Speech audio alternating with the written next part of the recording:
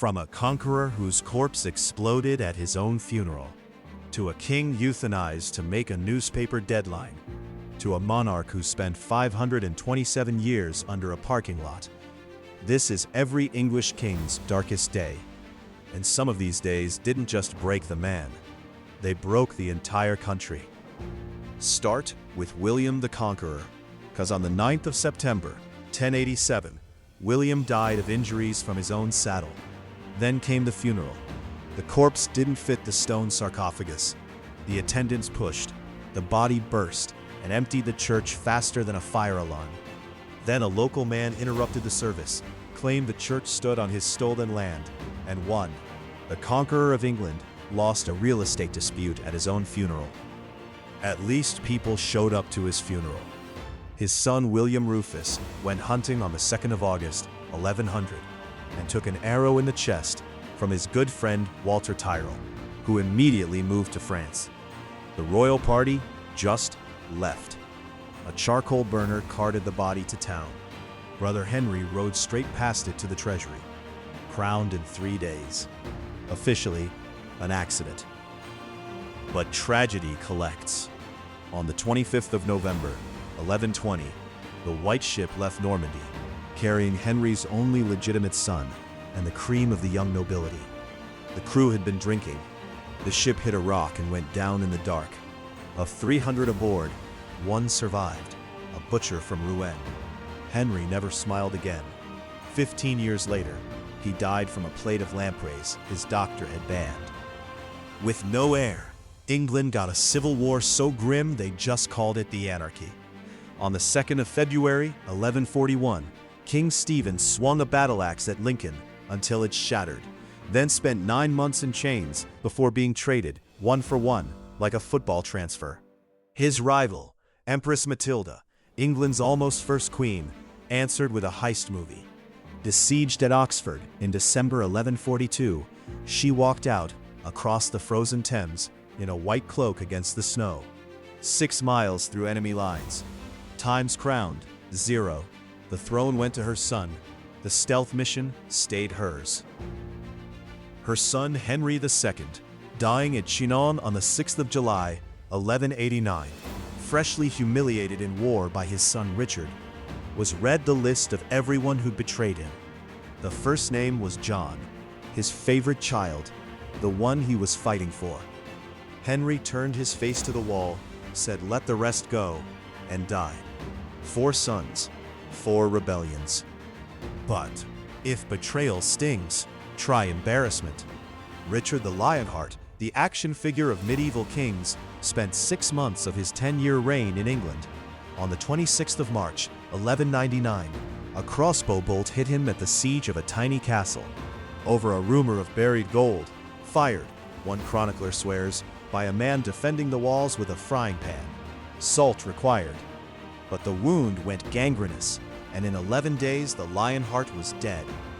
Over pocket change.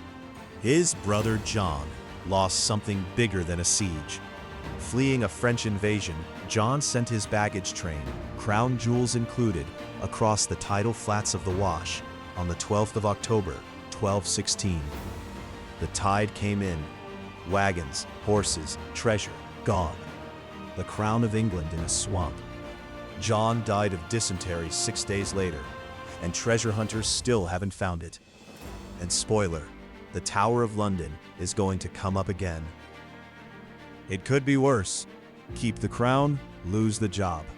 Henry III was captured by his own brother-in-law at Lewes on the 14th of May, 1264, and spent 15 months as decoration, while Simon de Montfort ran England in his name. 56 years on the throne, remembered for the year he got demoted to mascot. No offense. His son, the scariest man in Britain, had one soft spot. When Queen Eleanor died on the 28th of November, 1290, Edward Longshanks built a stone cross at each of the 12 places her funeral rested. The last one gave London a name it still uses, Charing Cross. His son's death you've already heard about, and it's fake. Edward II was deposed by his wife and her boyfriend. and died at Berkeley Castle on the 21st of September, 1327. The red-hot poker story only starts circulating years later, once the new regime needed the old one to look monstrous. Contemporary sources don't even agree he was murdered.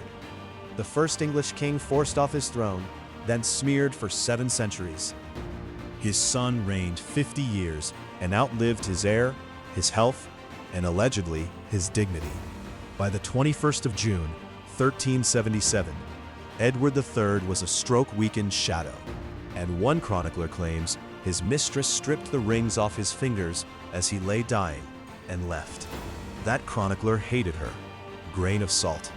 But nobody disputes he died alone, enough for the story to stick.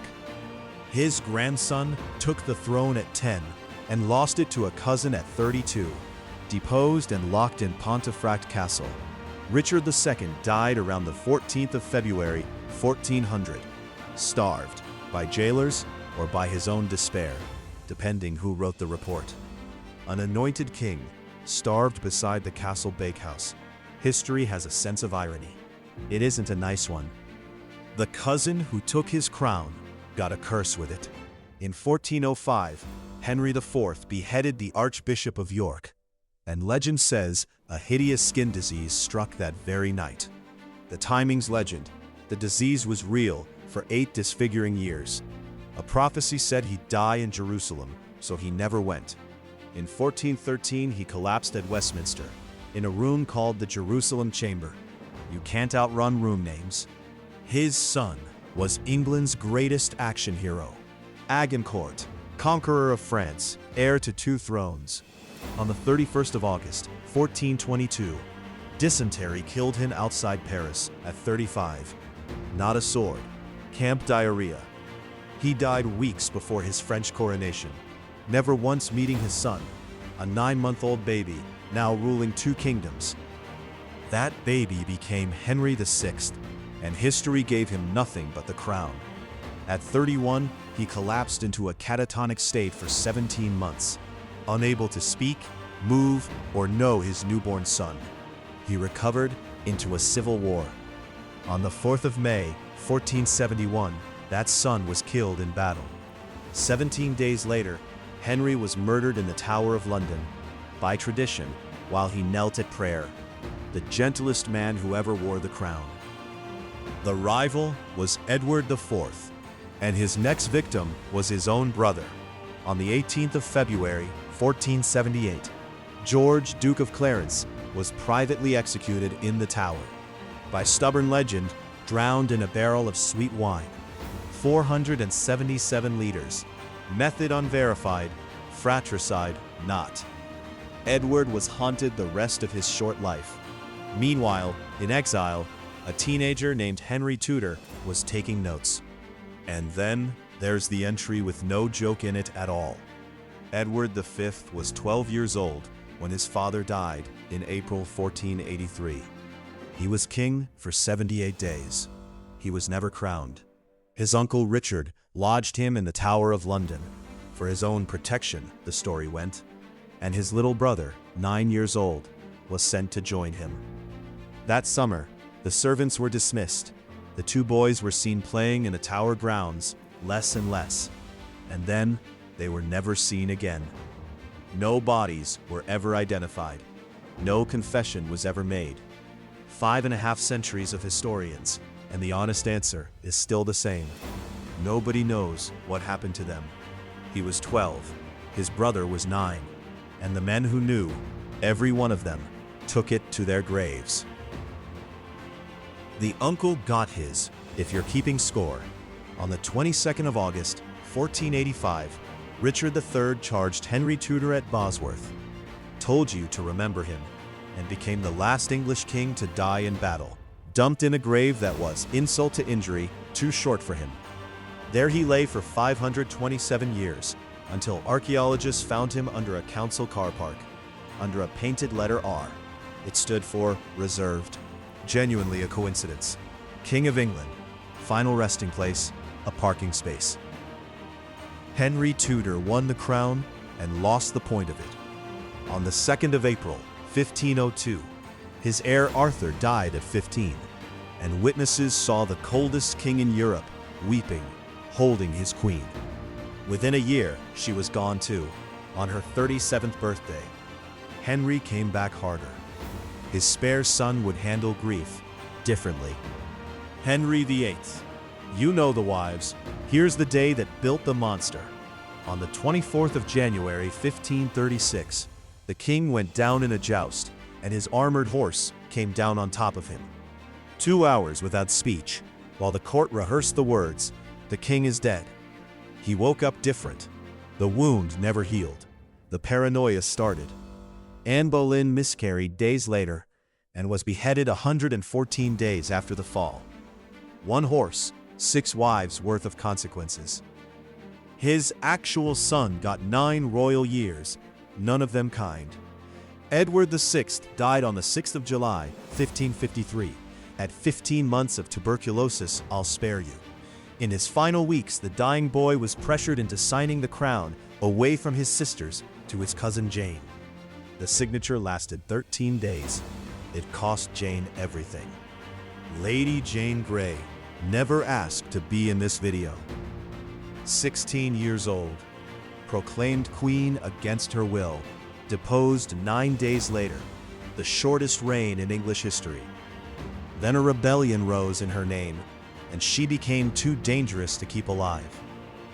On the 12th of February, 1554, having just watched her husband's body come back from his own execution, Jane was led to the block and blindfolded.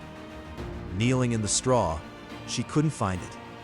She reached into the dark and asked, "Where is it?" Someone guided her hands. She was 16. The queen who signed that warrant got her cruelty back with interest. On the 30th of April, 1555, London's bells rang for the birth of Mary's son. There was no son, no pregnancy at all. Her body faked it so convincingly, doctors believed for 11 months. The bells had rung for nobody. It happened again 2 years later. She died soon after, still childless. Her sister learned the lesson: never leave a paper trail. On the 8th of February, 1587, Mary, Queen of Scots, Elizabeth's own cousin, and anointed queen, was beheaded under a warrant Elizabeth had absolutely, definitely signed. Elizabeth's response? Deny ordering it sent and destroy the secretary who sent it. He'd done his job. That was the problem. Killing a queen set a precedent, and precedents come home. Her successor nearly set a record for shortest reign by explosion. On the 5th of November, 1605, guards under Parliament found Guy Fawkes with 36 barrels of gunpowder. Directly beneath the throne James would sit on within hours. The detail the bonfires leave out. James's own father had been murdered in an explosion. The family's second assassination attempt by fireworks. British children still burn the evidence every autumn. His son found out where precedents come home. On the 30th of January, 1649, Charles I walked to the scaffold, under the very ceiling he'd commissioned to prove kings answer only to God. He wore 2 shirts, so the cold wouldn't make him shiver, so no one could say he trembled. 1 clean blow. The crowd didn't cheer. Witnesses describe a groan. The only English king ever executed by his own people. Quick intermission. The Cromwells, not kings. Oliver was offered the crown and said no, twice.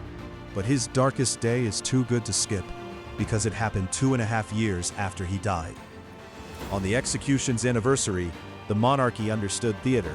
They dug him up, hanged the corpse in chains, and spiked the head over Westminster Hall. It stayed up 24 years, spent 3 centuries as a collectible, and was buried in 1960. His son, Tumbledown Dick, lost power in 264 days, fled under a fake name, then quietly lived to 85. The only man here who lost power and won life. Meanwhile, the actual king was collecting biblical plagues. Plague killed 1/5 of Charles II's London, and on the 4th of September 1666, at the peak of the Great Fire, The king was physically in the bucket line, while 13,200 houses and 87 churches burned. His capital burned down 18 months after it finished burying its dead. They called him the Merry Monarch. His brother lost the crown without a battle, twice technically. In December 1688, abandoned by his army, his navy, and both of his daughters, James fled London by night, dropping the Great Seal of England into the Thames on the way. He was immediately caught by fishermen. He had to be quietly released to escape properly on attempt 2. The only monarch who needed 2 tries to flee his own country. The daughter who took his throne paid early. In December 1694, Mary II recognized her own smallpox and sent away every servant who hadn't already survived it, protecting them while she still could. She died on the 28th, aged 32. Her husband William, famous for feeling nothing in public, collapsed at her bedside. And William? He survived Louis XIV, war on 3 fronts, 13 years on a hostile throne, and was killed by a mole. On the 21st of February 1702, his horse tripped on a molehill at Hampton Court. Broken collarbone, then pneumonia. Dead in 15 days. His enemies spent decades toasting the assassin, the little gentleman in the black velvet waistcoat. History's only regicide by garden pest, and the pest got a code name. Queen Anne's darkest day came 2 years before her crown. She was pregnant 17 times, 17, and 1 boy lived, William, her whole succession. On the 30th of July, 1700, days after his 11th birthday, he died too. She took the throne, knowing her line ended with her. Parliament had already given the family crown away on paper. The papers sent for Germany's George, who barely spoke English, and kept his wife locked in a castle for 30 years over an affair. Her lover, for the record, vanished. On the 11th of June, 1727, George had a stroke in his carriage and died in the same palace bedroom he'd been born in. His son skipped the funeral. In this family, that's consistency. His son broke the streak of dying dramatically by dying domestically. George II, the last British king to lead troops into battle, was found on the floor by his valet on the 25th of October, 1760. The location? His toilet. The cause, per an actual autopsy, a ruptured aorta, mid-routine. 76 years old, survivor of battlefields. His grandson's darkest day happened at dinner. On the 5th of November, 1788, George III, talking faster and stranger for weeks, seized the Prince of Wales at the table and slammed him against a wall. He recovered, then he didn't. His last decade, blind, deaf, and lost inside his own mind. Today we'd call it illness and treat it. They called it madness and locked the door. His son's darkest day, he catered. On the 19th of July, 1821, George IV staged Britain's most expensive coronation, 24 times his father's, and posted prize-fighters on the Abbey doors with one job: keep his wife out. Queen Caroline went door to door as crowds shouted shame, turned away for lack of a ticket, to her own husband's coronation. She fell ill that night, dead in 3 weeks. Some villains here needed a horse to fall on them. This one managed alone. His brother died of spite, successfully. William IV's heir was his teenage niece Victoria, whose mother expected to rule as regent. William announced at his own birthday dinner, to her face, that his one goal was living until Victoria turned 18, killing the regency. Victoria came of age on the 24th of May, 1837. William died on the 20th of June.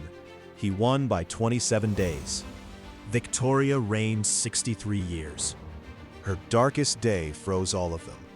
On the 14th of December, 1861, Prince Albert died at Windsor, aged 42.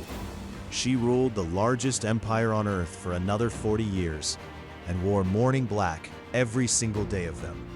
His shaving water was still laid out each morning, decades on. An empire at her feet, dressed forever for one December night. Her son waited 59 years to be king. 2 days before the coronation, in June 1902, his appendix tried to kill him. Emergency surgery on a table at Buckingham Palace, while the caterers uninvited the crowned heads of Europe. He survived and was crowned 6 weeks late. The universe made history's most patient heir wait 6 more weeks, just to see. Now the darkest true joke in the video. On the 20th of January, 1936, George V lay dying at Sandringham. His physician, Lord Dawson, injected the unconscious king with morphine and cocaine to hasten the end. Why that night? Dawson's own notebook, secret for 50 years, spells it out, so the announcement would catch the morning edition of the Times rather than, quote, less appropriate evening journals. A king-emperor euthanized for a print deadline. That's not a joke I wrote, it's a citation. His son wore the crown 327 days, then gave it back on the 11th of December, 1936. Edward VIII told the largest radio audience yet assembled that he couldn't do the job without the help and support of the woman I love. A twice-divorced American, the establishment refused as queen. He sailed into exile that night. History's most expensive resignation letter, addressed to the one brother who'd never wanted the job and wasn't sure he could physically say the words. Because George VI's darkest day came the day before the crown. On the 10th of December, 1936, as his brother signed the abdication, Bertie, a shy second son with a stammer that made every public sentence a battlefield, went to his mother and broke down and sobbed like a child. For an hour. Then he dried his face, took the throne, and carried it through the Blitz. The job he dreaded helped kill him at 56. He never wanted the crown. He just refused to drop it. His daughter reigned 70 years and named her own darkest one in Latin. By late 1992, 3 of her 4 children's marriages had collapsed in public. Then, on her 45th wedding anniversary, Windsor Castle, her childhood wartime refuge, burned for 15 hours. 100 rooms gone. 4 days later, voice roughened by smoke and a cold, she told the country, 1992 has turned out to be an annus horribilis. When the Queen describes the year in Latin, the year has earned it. Which brings us to now. Charles III waited more than 70 years for the crown. 17 months in, on the 5th of February 2024, the palace announced the king had cancer. No jokes here, he's living it. The longest wait in history, then the hardest news in his first chapter. The coda, for once, is kind. By late 2025, his doctors had scaled treatment back, and the king spent the year telling everyone to get checked early. 1,000 years of darkest days, and the last one comes with a treatment plan. That's progress. So, which of these had it worst? I'm taking the man assassinated by a mole. Defend your pick in the comments. And honestly, I hate leaving them like this. 1,000 years of kings and barely a good day between them. So we're doing it again. From a pope who put his dead predecessor on trial, to a pope who sold the papacy, to a pope whose death mid-scandal still embarrasses the church. Every pope's darkest day is next. Click right here and keep the streak going.